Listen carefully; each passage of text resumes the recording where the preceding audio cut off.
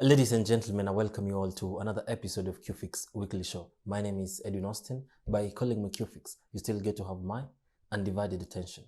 Mike Mbuvi Sonko. He's the former Nairobi governor and the only man posing the greatest competition to Edgar Obare.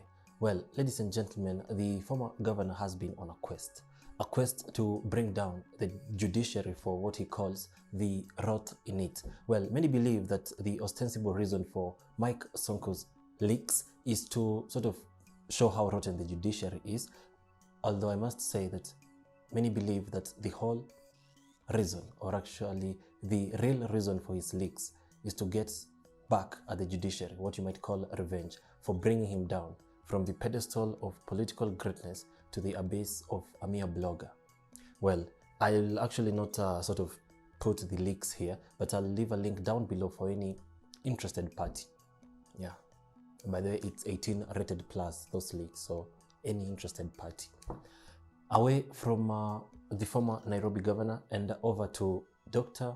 Miguna Miguna. After almost 4 years abroad, Dr. Miguna Miguna finally decided to make a shot at coming back home, although if the events of the past week are anything to go by, well, Miguna Miguna might as well have sat at his office desk and read The Promised Land. Some of you might have been so busy of late that you never got to follow Dr. Miguna Miguna's story. Maybe you were so busy looking for the nearest vaccination center, or you were simply binge watching Mike Sonko's leaks. Whichever is the case, well, this is what happened to Miguna Miguna.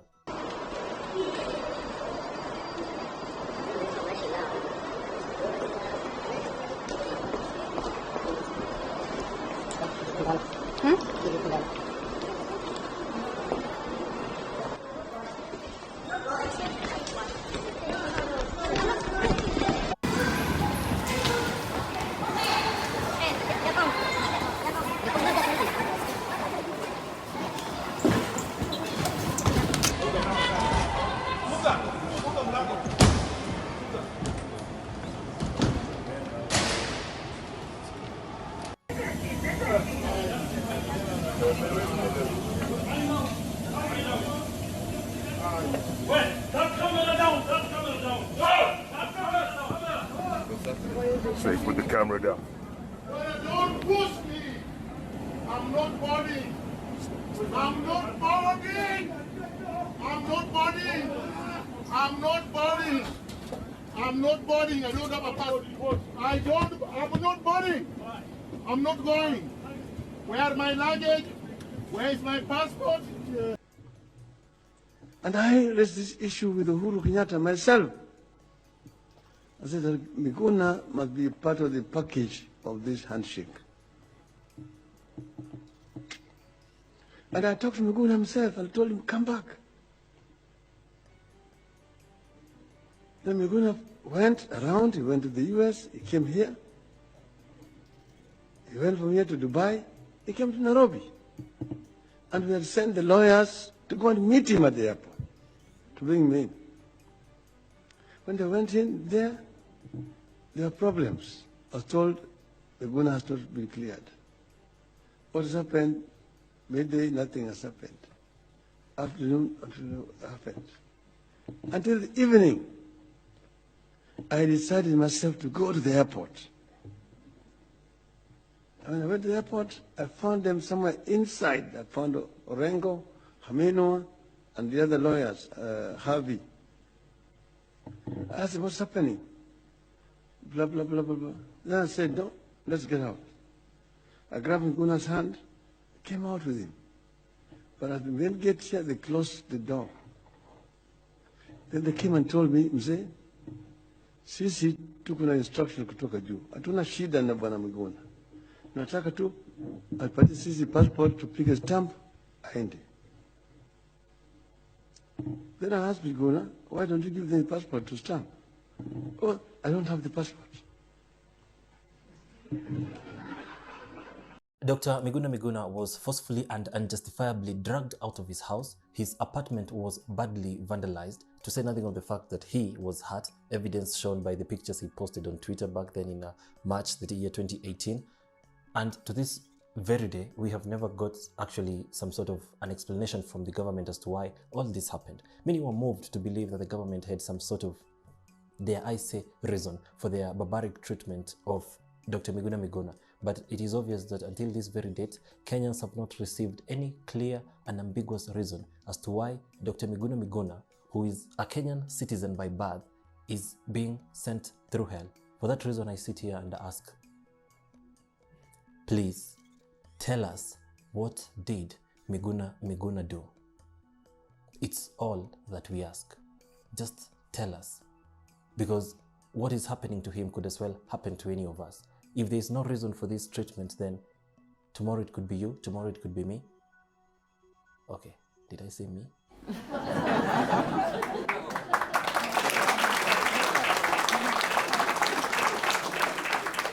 What I'm trying to say is this. The government needs to give us a response as to why this is happening.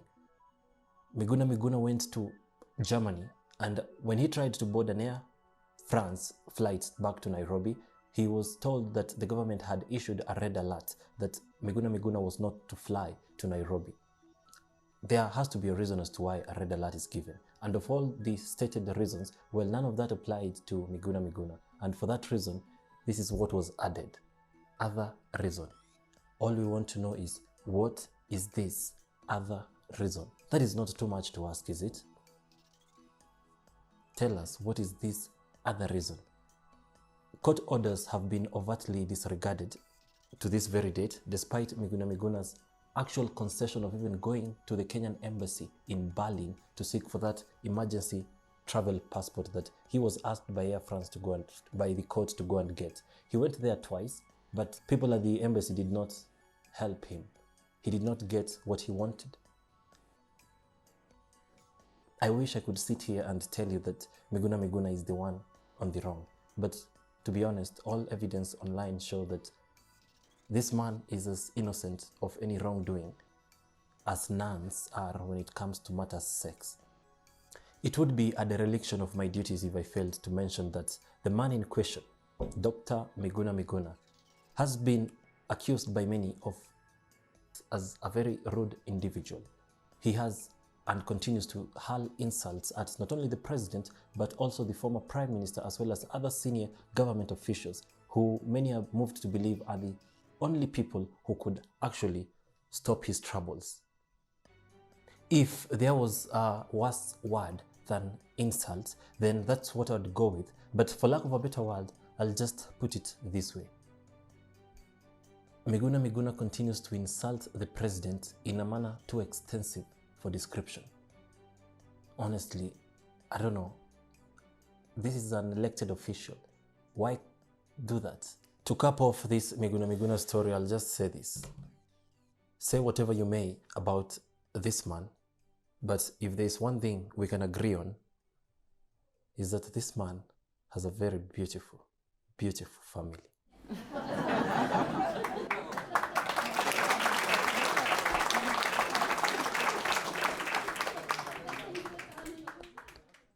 Away from the war against Miguna Miguna and over to the war against COVID. Ladies and gentlemen, the Ministry of Health has released a directive earlier this week stating that any Kenyan who wishes to have access to government help, well, they'll need to show proof of vaccination. Countries out there are begging their citizens to go and get the vaccination. You know, please go and be vaccinated. It's good for you. And then here is the Ministry of Health in Kenya telling you that you have to show proof of vaccination for you to get any government help, because essentially we all seek government help. Let's be honest. You're either going to a Huduma center, you know, to renew, you lost your ID, you're going to a police station, you're either going to a court to bribe a judge.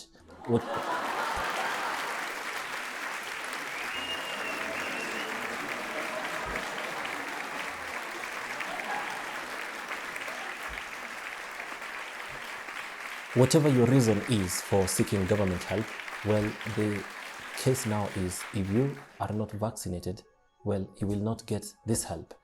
And for that reason, I'll just tell you this. If you had not been vaccinated, well, when you go for vaccination, please, for the love of all that want, go with someone And please, I'm not fueling any already debunked conspiracy that COVID could, be harmful to you. All I'm saying is that COVID vaccine is simply a safe virus being put in your body so that when the real virus is to come, well, it will not overwhelm your body, So don't expect to feel the same way after taking the vaccination as you would after eating an Oreo. Go with someone, for crying out loud. Lastly, any environmentalist will tell you that forest fires are good for nature. They not only clear out all the damp in the forest, but also they tend to get rid of all the dead bodies that your favorite serial killer had probably left there. Okay?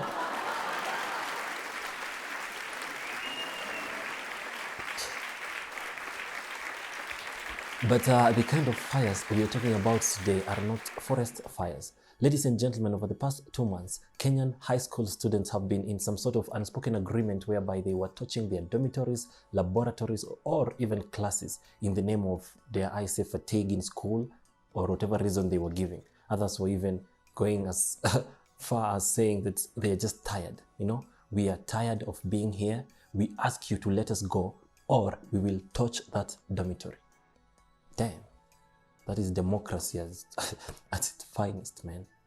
Either way, what we are saying today is this. Over 35 high schools have been touched and almost double that number of students have been charged for spearheading these fires. And for that reason, today we have a special insert from Collins Kiprop, who works at the one and only KOOWI TV, which is a safety app that works to ensure that people are acquainted with the necessary safety measures they should take in case of circumstances like a fire, And for that reason, Collins, fire away. What's up, good people? My name is Collins Kiprop from KOOWI TV, where your safety is in our best interest. Now, in regard to the fire accidents happening in schools around Kenya, I'm literally so triggered right now by the fact that we keep repeating the same mistakes. Let's put this into context, shall we? This is Buruburu Girls High School 8 years ago in the middle of a fire accident. And once again, this is Buruburu Girls High School in yet again another fire accident. So, did we not learn? One key problem in these particular scenarios is that we tend to focus on who did it and start pointing fingers all over the place. Maybe even you did it. And forget the most important part, which is the safety of our children. Don't get me wrong, it's actually really important to keep people accountable for their actions, and the law is here to ensure that. But what are we doing to prevent such accidents? Do we have fire drills to educate students on what to do in such emergency situations? Have we installed fire extinguishers in our dormitories? Do we have fire exits that actually work and not fire exit banners that point to a literal wall and then you wonder, am I supposed to phase through it or something? That said, school administration should be accountable to the safety of their children by employing these measures. And for you, in case of a fire accident, get out, stay out, and call for help. Back to you, Cufiix. Thank you, Collins. That was quite a hot piece there, yeah? And I do agree that more fire extinguishers, beg your pardon, need to be installed. I do believe that the schools will be delighted. You did not get that joke, did you? It's fine. Just forget about it. And ladies and gentlemen, actually that brings us to the end of our today's production. It has been a joy, a delight to be precise, having you here today. 1,001 places you could have been, but you chose to be here. That I can't take for granted. For that reason, I do believe all that is left to say is muchas gracias.